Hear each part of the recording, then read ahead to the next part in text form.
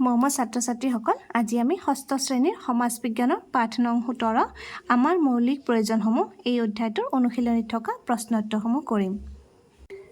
১ number, মানুহৰ মৌলিক প্ৰয়োজনসমূহ কি কি? এইবোৰক কিয় মৌলিক প্ৰয়োজন বুলি কোৱা হয়? লিখা, মানুহৰ মৌলিক প্ৰয়োজনসমূহ হ'ল আহাৰ, সাজপাৰ আৰু বাসস্থান। মানুহৰ জীৱন ধাৰণৰ বাবে আহাৰ, সাজপাৰ আৰু বাসস্থান অপৰিহাৰ্য। এইবিলাকৰ অবিহনে জীয়াই থকাটো সম্ভৱ নহয়। সেয়েহে এইবোৰক মৌলিক প্ৰয়োজন বুলি কোৱা হয়। ২ নম্বৰ, পৃথিৱীৰ বিভিন্ন অঞ্চলৰ মানুহে মুখ্য আহাৰ হিচাপে বিভিন্ন খাদ্য গ্ৰহণ কৰাৰ কাৰণ কি? লিখা, পৃথিৱীৰ যি অঞ্চলত যিবোৰ খাদ্য সামগ্ৰী প্ৰচুৰ পৰিমাণে উৎপন্ন হয়, সেইবোৰকে সেই অঞ্চলৰ মুখ্য বা প্ৰধান আহাৰ হিচাপে গ্ৰহণ কৰে। ভিন ভিন ভৌগোলিক পৰিৱেশ, মাটিৰ গুণাগুণ আৰু জলবায়ুৰ প্ৰকাৰভেদে মানুহৰ মুখ্য আহাৰ বেলেগ বেলেগ হয়। ৩ নম্বৰ, অসমৰ মানুহে মুখ্য আহাৰ হিচাপে কি কি খাদ্য খায়?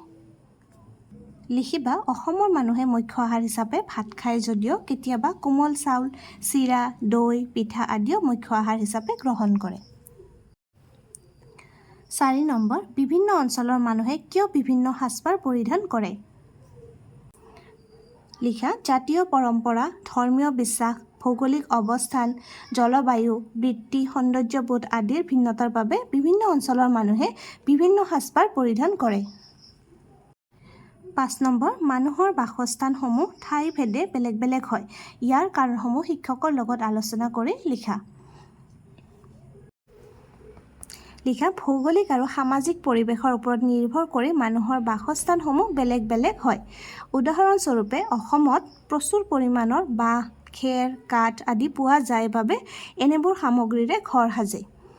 জলমগ্ন অঞ্চলত বা হ্ৰদ অঞ্চলৰ মানুহে নাৱতে ঘৰ সাজি লয়।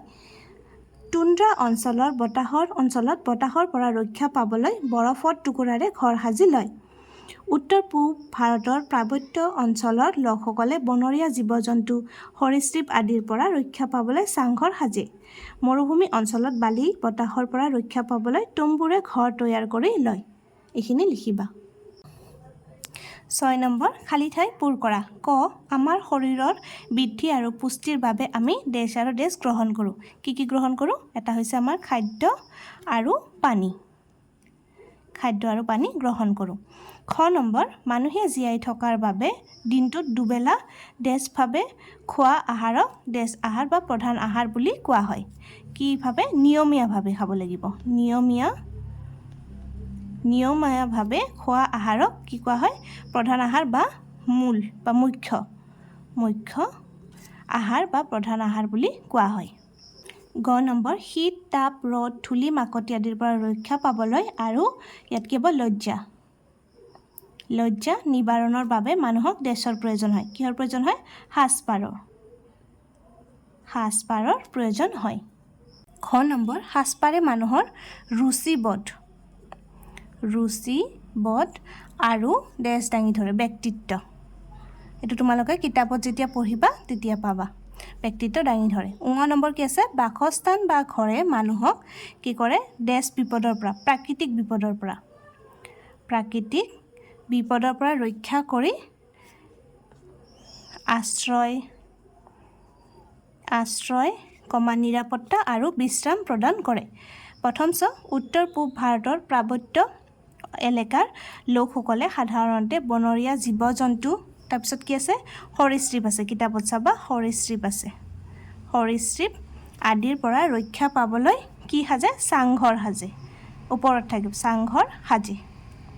৭ নম্বৰ, শুদ্ধ অশুদ্ধ নিৰ্ণয় কৰা। ক, পৃথিৱীৰ সকলো ঠাইৰে মানুহৰ প্ৰধান আহাৰ ভাত। হয় জানো? প্ৰধান আহাৰ ভাত ক'ত হয়? অসমৰ হয়। গতিকে এইটো কি হ'ব? অশুদ্ধ। ঠাইভেদে মানুহৰ প্ৰধান আহাৰ বেলেগ বেলেগ হয়। দিনটোত দুবেলা নিয়মীয়াভাৱে খোৱা আহাৰক উপ-আহাৰ বোলে। উপ-আহাৰ নহয়, প্ৰধান আহাৰ বা মুখ্য বা মূল আহাৰ বোলে। গতিকে এইটো কি হ'ব? আমাৰ অশুদ্ধ হ'ব। সাজপাৰ অবিহনে সভ্য জীৱন যাপন কৰা সম্ভৱ নহয়। এইটো শুদ্ধ। সাজপাৰ আমাক লাগিবই। গ্ৰীষ্মপ্ৰধান অঞ্চলত কপাহী কাপোৰৰ প্ৰচলন কম। গ্ৰীষ্মকালততো কপাহী কাপোৰে পিন্ধা হয়, হয়নে নহয়? আৰু ইয়াত কি কৈছে? কম বুলিহে কৈছে, ওলোটা কৈছে। গতিকে এইটো কি হ'ব? অশুদ্ধ। মৰুভূমি অঞ্চলৰ মানুহে ইগলু সাজি বসবাস কৰে। ইগলু কোনে সাজে? বৰফত থকা লোকসকলে সাজে। আৰু ইয়াত কি কৈছে? মৰুভূমি অঞ্চলৰ। গতিকে এইটো কি হ'ব? অশুদ্ধ। উত্তৰ পূব ভাৰতৰ পাৰ্বত্য এলেকাত চাংঘৰ দেখা যায়। এইটো শুদ্ধ। চাংঘৰ সাজে উত্তৰ পূব ভাৰতৰ পাৰ্বত্য অঞ্চলত জীৱ জন্তু বা সৰীসৃপ আদি প্ৰাণীৰ পৰা ৰক্ষা পাবলৈ। এইটো কি হ'ব? শুদ্ধ। আজিৰ ভিডিঅ'টি ইয়াতে সামৰিছোঁ। আমি পাঠ নং 17 আমাৰ মৌলিক প্ৰয়োজনসমূহ এই অধ্যায়টোৰ অনুশীলনীত থকা আটাইকেইটা প্ৰশ্নৰ উত্তৰে কৰিলোঁ। আশা কৰিছোঁ তোমালোক বুজি পাইছা আৰু লিখি ল'বও পাৰিছা। ধন্যবাদ।